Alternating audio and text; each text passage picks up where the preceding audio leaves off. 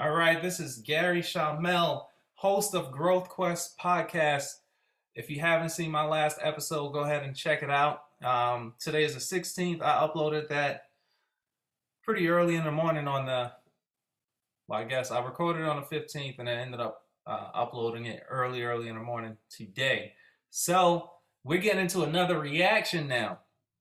And I'm going to upload several reactions, and it's all going to be a surprise to you. Some of them are going to be a little bit more funny, reacting to stand-up comedians such as Robin Williams, which is going to be my next reaction.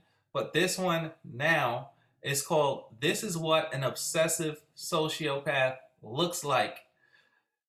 And I'm just curious. I always like this guy's uploads. This is off of, what channel is this off of? Social Crime. Social Crimes channel. So, as you saw me on my screen recording, I scrolled down, you saw how to spell it and all that other good stuff. So, let's get into it.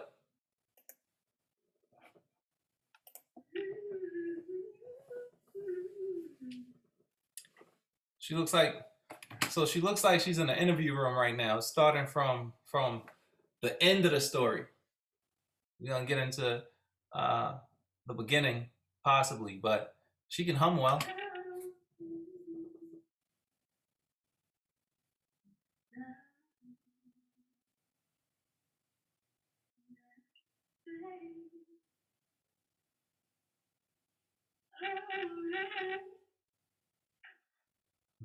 Like me.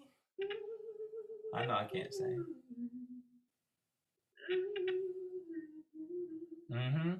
Get it, girl. Ryan Carter Poston was born on December 30th, 1982 in Fort Mitchell, Kentucky. He had three younger sisters, Allison, Catherine, and Elizabeth Carter. Ryan attended Blessed Sacrament School in Fort Mitchell. He later attended Indiana University, where he triple majored in history, geography, and political science. Once he graduated she had herself a smart man. From college, he went to law school at the Salmon Chase College of Law at Northern Kentucky University in Highland Heights. After completing his Juris Doctor degree, Ryan began working as an attorney in Cincinnati, Ohio. In 2011, Ryan, who was 28 years old at the time, met 19-year-old Shayna Hubers on Facebook. Okay, so now we see, right, highly educated. This is a man that got himself together. He took his time and he really invested in himself. We all know that a lot of times younger women gravitate toward the older men, and he wasn't even an old guy. He was just older than she was. She was 19, he was 28, right? He was still young. He still had his entire life ahead of him. So the moral of the story here is, when you invest in yourself like that and you take the time to really build yourself up, and you have somebody that becomes attracted to you and they see that, because that to the younger woman is always going to be, okay, I'll feel safe, I'll feel secure. He's got himself together. I don't have to worry about anything. Now I can get like myself together. You know, everybody knows how the game goes. You, as the person who took their time to really develop themselves, you've got to figure out, you've got to look for those red flags so that you protect yourself, man. Come on. Ryan and Hubers began dating soon after. At the time they began dating, Hubers was a psychology student at the University of Kentucky in Lexington. She graduated cum laude and was pursuing a master's degree in school counseling. So that's what he saw. He saw another person that was doing exactly what he did and building herself up. She wasn't a slouch either. And the fact that she was getting that psychology degree made her dangerous, man. The couple reportedly had a volatile relationship and broke up several times over an 18-month period. On October 12, 2012, Shayna went to Ryan's apartment uninvited in Highland Heights, Kentucky. Neighbors heard loud yelling back and forth between them as Ryan was heard telling her to get out. That night, Ryan had a date with Miss Ohio 2012 Audrey Bolt. He planned to meet her for drinks and to play pool at a local bar, but unfortunately, he never showed up. After neighbors heard screaming, they heard a loud gunshot followed by 5 additional shots shortly after. About 15 minutes later, Shayna dialed 911.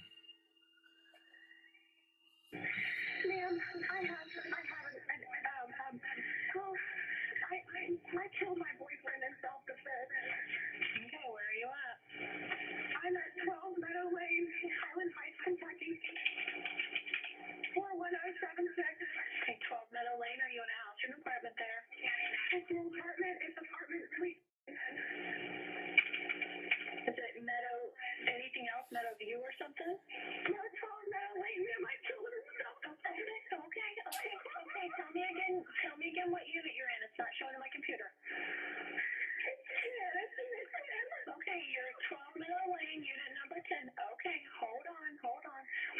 chilling with?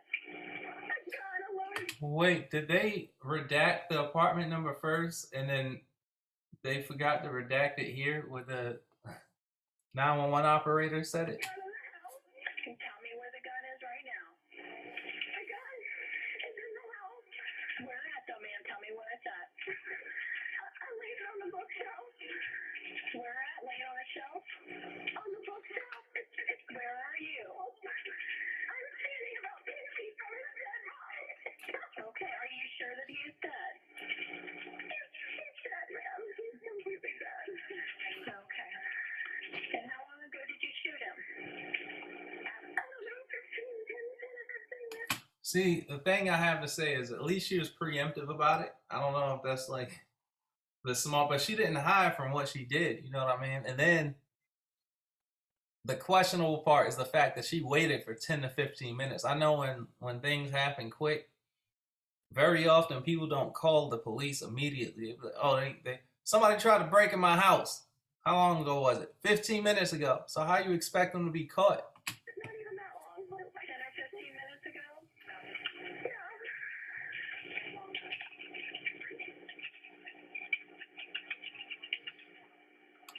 Just so you know, quick caveat: the length of time that you wait will always be called into question. Okay, what's your name? My name is Shana Michelle Huber. Sorry. Now you're gonna stay on the line. Listen, you're gonna stay on the line with me, okay? Because this is what we're gonna do. The officers are gonna want me to stay on the line with you. So when they get there, they're gonna want to know where that gun is, and we want you to get out safely too, okay? Okay. Are they gonna arrest me? Ma'am, I don't know what they'll do. We're gonna send them out. I'm gonna stay on the line with you, okay? I mean, I'm not a murderer, ma'am. I just killed myself. What happened exactly? What happened? He beat me and carried me out of the house. He did. He beat me and tried to carry me out of the house, and I came back in to get my things, and he was right in front of me, and he reached down and grabbed the gun, and I grabbed it out of his hand and pulled the trigger. Okay. All right. Do you need an ambulance? Have you been injured? I'm not injured, ma'am. I was thrown into the side of the So wait a minute. He had a knife. He grabbed a big old knife. Hold on, because there's already holes in there.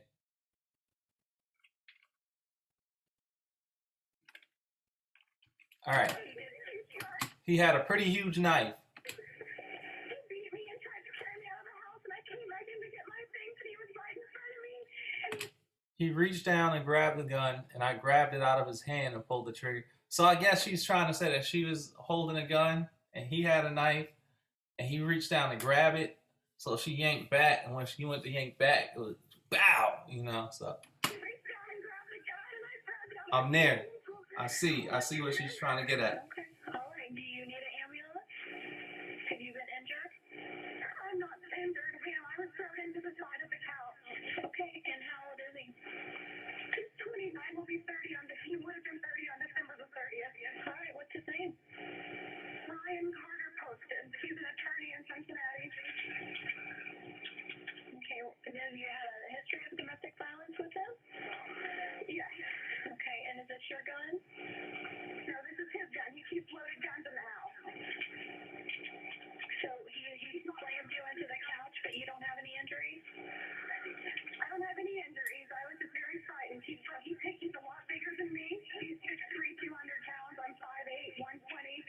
And he picked me up and was carrying me out of the house. And I said, let me get my things at least if we're gonna break up. And See, and that's a huge issue too with this whole believe all women thing that was going on a few years ago. It's so easy to hear the 120-pound woman say that something happened to her and you don't understand the whole complete backstory as to what's going on, right? Obviously, the video is titled, "This is what an obsessive sociopath looks like." Sometimes you have to be able to get that backstory to understand that that individual is pretty much crazy. You know what I mean? They said he was dealing with something. They had a history of domestic abuse or whatever. If it gets to the point where you got to be abusive toward each other, you might as well just leave before you even have to, especially as a man, feel like you need to be abusive back or return the favor, I should say.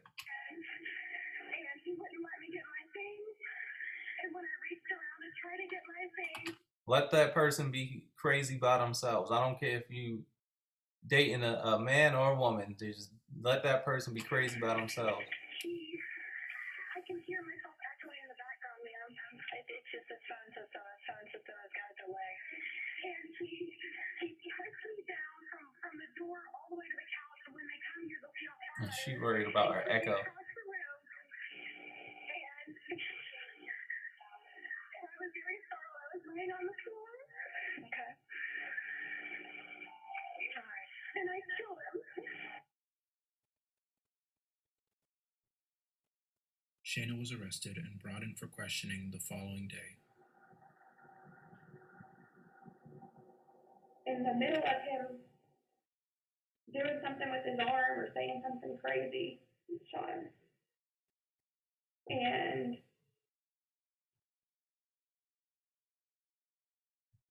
I thought, oh my God, what have I done? You know? And he was laying with his face on the table, like twitching. And so I knew he was going to die a very slow and painful death. I knew he was already dead, you know, and within the next 20 seconds, in the next 2 minutes, I knew he was going to be dead. And he was in a lot of pain. He was twitching, he was moaning, but he was ultimately dead. And so I fought him enough times to kill him so that he wouldn't suffer at that point, which was a few more times. And I shot him. She's not even a medical professional in the basis of knowing if he was gonna live or not. Oh man. I shot him twice. Thought he was completely dead. He was laying there still, twitching and making noises. She tried to make herself seem like a compassionate killer. And I shot him in the head. I probably should have left it there, but I knew he was going to die. Or had a very deformed face. And I knew, oh no, he would have died. He was already dying. He was dying. But I just walked around the table and shot him where I knew he would die immediately. Just fast. This obsession with guns killed him.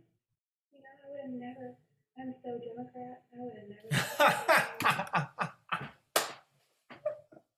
Yo, she's reaching for anything. She's like, I'm Democrat. I don't like guns. I don't want to get political on this channel.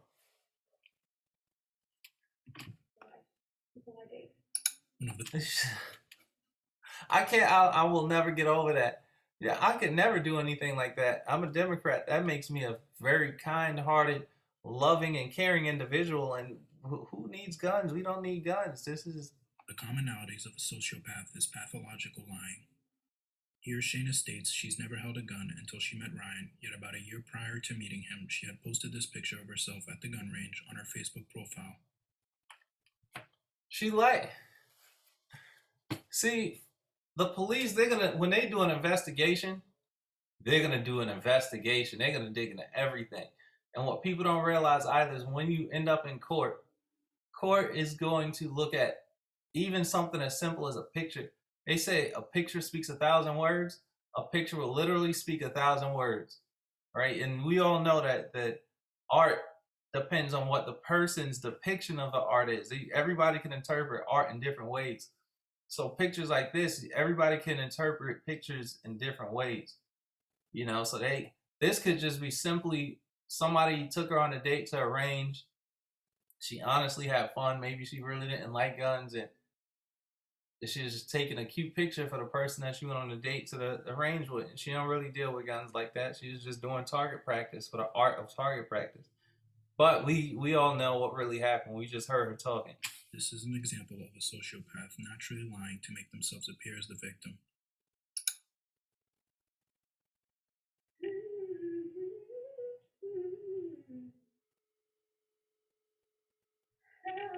And then she goes again with that "I'm such a good character" singing Amazing Grace. To say a wretch. Mm-hmm.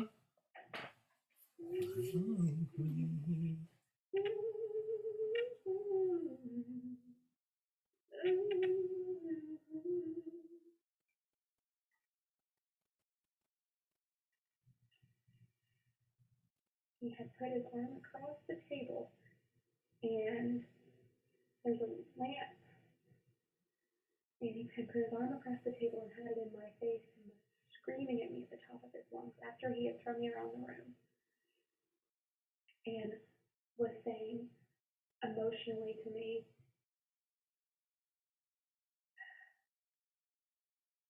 he was like, I hate you. I hate everything about you so much.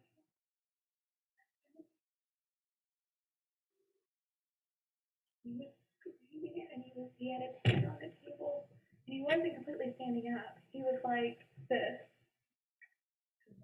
He was sitting. He was enough that when he went like this, literally. That's when I knew it was dad, or close to it, and twitching. And I couldn't. I let him. I still, even though it hurt, I still. That's what I mean. So if he was sitting, when did he have time to grab the big old knife? She said initially. Loved him. But I couldn't stand to watch him twitch. I knew he was going to die or have a completely deformed face. He's very vain. One of our last conversations we had that was good was that he wants my best friend who's a dentist to do his veneers and wants to get a nose job. Just that kind of person. And I shot him right here. I gave him his nose job. He wanted. I know that's not funny. Somebody out there is missing a child. Somebody's missing a brother, uncle, whatever, right?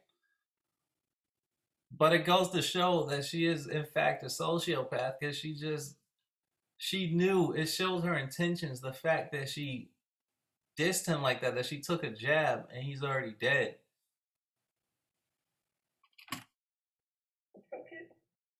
Even if you if you were completely normal and you did kill somebody in self-defense, you'll be so distraught, but so happy you don't have to deal with that abuse anymore, but still so distraught. You're not even going to be worried about taking jabs at him in an interview room. I'm not. You're just a murderer. No, not the way you see him. He said, you're just the hillbilly from Kentucky. And I am. The hillbilly came out of me. I took up to it.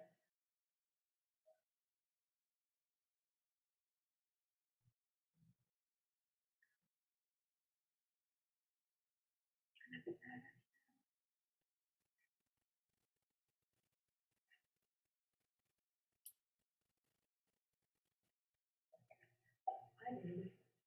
Yes, I did.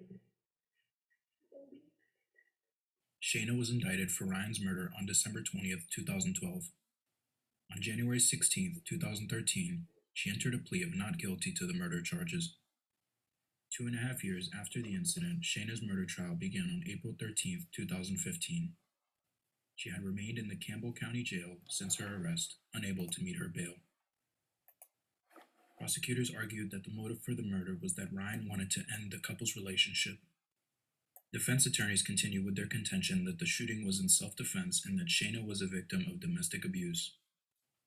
As part of their case, the prosecution, led by Michelle Snodgrass, put on text message evidence that showed Shayna's obsession with Ryan. Several witnesses, including Ryan's family members, Audrey Bolt, and Shayna's former cellmate, testified for the prosecution. The status was my son wanted her not to be around, and the status was she kept coming around. And I said, if you leave now, maybe in the future, you two can get together, because I have found that life is about timing. And I said, and your timing is just not right. Peter Carter testified that the day before his son's death, Ryan told him about an upcoming date with Audrey and was afraid to tell Shayna about it.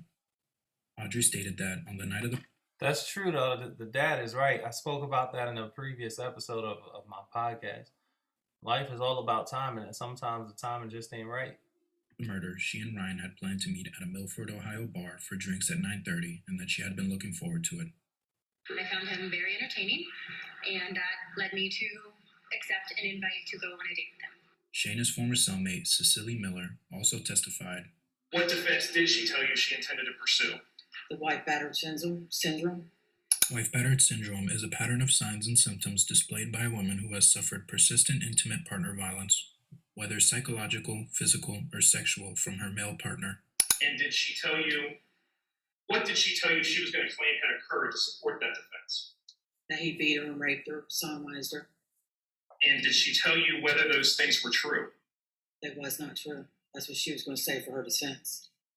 Miller also See exactly the reason why you can't do that believe all women nonsense. You definitely can't believe all men. You definitely can't believe all women. It does not work like that. So let's see. I'm trying to look up the definition of wife battered syndrome or battered woman syndrome, whatever. It doesn't just pop up on Google like everything else. BWS begins as an abusive cycle with 3 stages. First, the abuser engages in behaviors that create relationship tension. Second, the tension explodes when the abuser commits some form of abuse, be it physical, psychological, emotional, sexual, or otherwise. Third, the abuser tries to fix his wrongdoing and apologize. But okay, so we know what the abuser does, but what is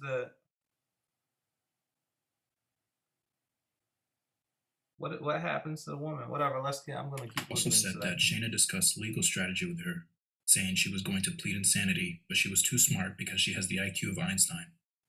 She said that Shayna bragged about killing. Okay, so I caught that. I'm gonna comment on that. But eventually, the victim starts to feel that the abuse is their own fault.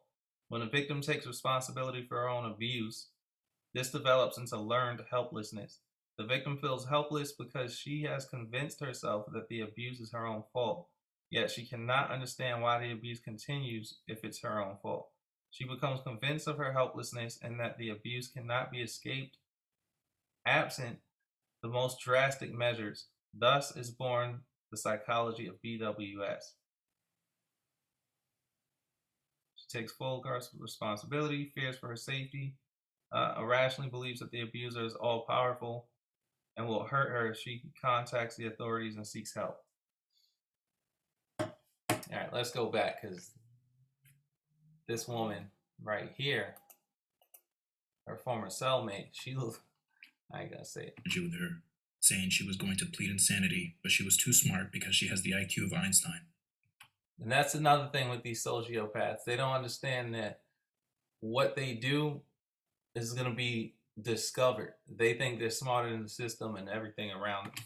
She said that Shayna bragged about killing her boyfriend, saying that she laughed about shooting Ryan in the face and giving him the nose And she in court laughing and smiling like it's all good. job he always wanted. Way overly Shayna did confident. not take the stand in her own defense, but she relied on her police interrogation tape in which she maintained the killing was in self-defense. On April 23, 2015, after 5 hours of jury deliberation, Shayna was found guilty of Ryan's murder. 4 months after being convicted, she was sentenced to 40 years in prison. Good. Tell the jury your name, please. My name's Katie. Katie, how are you related to Ryan? Ryan's my brother. I guess I'll go ahead and ask you, explain to the jury what you have with you. Because I'm 30 years old, I don't need to bring a teddy bear up with me. This teddy bear was made by Jenny's sister. This is Ryan's shirt.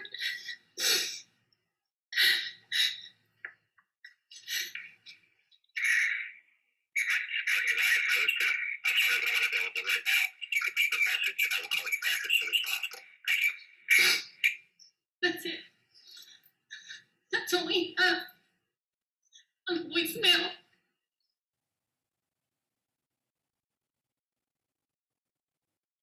Wow. That's it. That's the end of the video. I think we learned to find those red flags, man, and follow through with the red flags. When you know somebody is stalking you like that, and you know that she's just showing up, and she or he, whoever you're with, no matter the gender, if you know that that individual is stalking you, they're just showing up unannounced, they are texting you nonstop, do what you have to do to honestly end it. Just avoiding it like it's not there is not making it go away.